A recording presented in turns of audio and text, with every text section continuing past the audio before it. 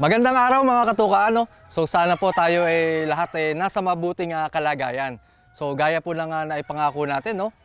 Isa na ng mga episode ang ihahatid natin sa inyo para ipakilala at magbigay kaalaman sa mga linyada ng ating mga Champions of Excellence. So ngayon po pumasyal tayo dito sa Davao City para alamin at kilalanin ang mga linyada ng ating kaibigan at Champions of Excellence. Walang iba yan kundi si Sir Doyet Lapido.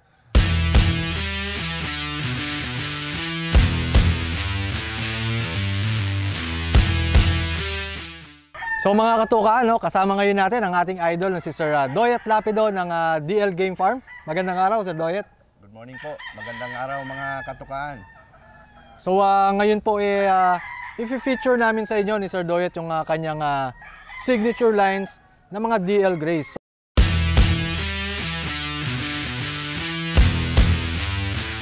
So kakapanayamin natin po ngayon si Sir Doyet at tatanungin natin ano ba yung pinagmulan ng kanyang DL Grays? Actually, itong DL Gray, mga 15 years or more pa na binibreed ko ito. Nag-start lang ako nito kay Bebot Uy ng Davao, yung mga Oregon Gray. Actually, yung Oregon Gray at Melsins Gray, isa lang yun. And then sa panahon ng breeding, medyo nag-deteriorate sila, umiiksi na yung liig, bumababa sila, nawawala yung balikat. So, nag-upgrade ako ng mga grays. So, merong imported, meron ding mga local breeders na pinagkunan ko para mabuo ko itong DL Gray. Kaya tinatawag itong DL Gray kasi marami ng blood ng gray na nakapasok dito. So, yung composition niya, parang 4 na gray na. Tsaka nakagawa na ako ng 4 na family ng gray. Merong straight comb at saka P-comb na blood.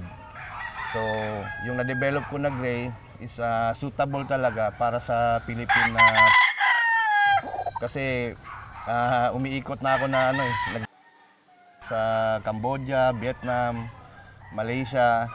So yung Philippines iba yung style ng manok. Saka yung mga US kasi na imported minsan hindi suitable sa Philippine style. So yung mga blood na dinidevelop ko talagang pang Pilipino na slasher. So speaking sir nung fighting style, sa tagal niyo pong ibinibreed ito, tagal pinopropagate, ano ba yung mga nagustuhan mong katangian nito style nila? Actually yung gray talaga, ang first asset niya is yung gameness. So pag tinamaan ito ng hindi basta-basta bibigay. Yun naman ang importante sa bloodline yung gameness nila. Tsaka yung ability ng gray. Saka alam naman ng lahat yung gray ko pag tumapon ng paa talagang tumatama. So during sa breeding ko, malaki din ang tulong kasi nagtatari ako at nag-handle. So itong bloodline na ito madaling i-handle sa mga handlers na baguhan, kaya nilang i-handle kasi hindi maselan yung grays ko. Ma-crossman o ma-pure, pwedeng ilaban. Tapos yung ability kasi nga nagtatari ako, yung mga pure ko, nilalaban ko as pure. So, nananalo sila sa slasher. So, yun ang mini-maintain ko ng mga broodcock, yung mga winner na pure.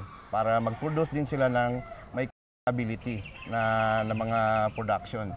Okay, nabanggit mo sir yung yung sa tagal na nito na ginagamit ninyo, sa haba ng panahon na nagpapanalo, siyempre gustong malaman ng ating mga katukaan, yung mga gustong mag-umpisa, saan ba magandang i-infuse or saan nila pwedeng i-blend itong mga DL Grays?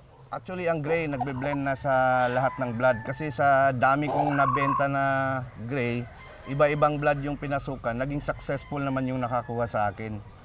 I think nasa 80, 90%, 75% up yung winning percentage ng gray ko. Yung ibang nakakuha sa akin, naging stag fighter, breeder of the year sa ibang lugar. So kaya proud ako na na-develop ko itong gray na ito. Kasi kahit hindi lang ako ang humawak, ibang tao ang humawak, umi-score pa rin. So sir, dun sa mga umi-score na mga linyada na pwede nilang pag-crossan, alam ko meron ka dito yung mga roundheads, meron din mga yellow-legged Dutch. So pwede rin nila itong i-blend po doon.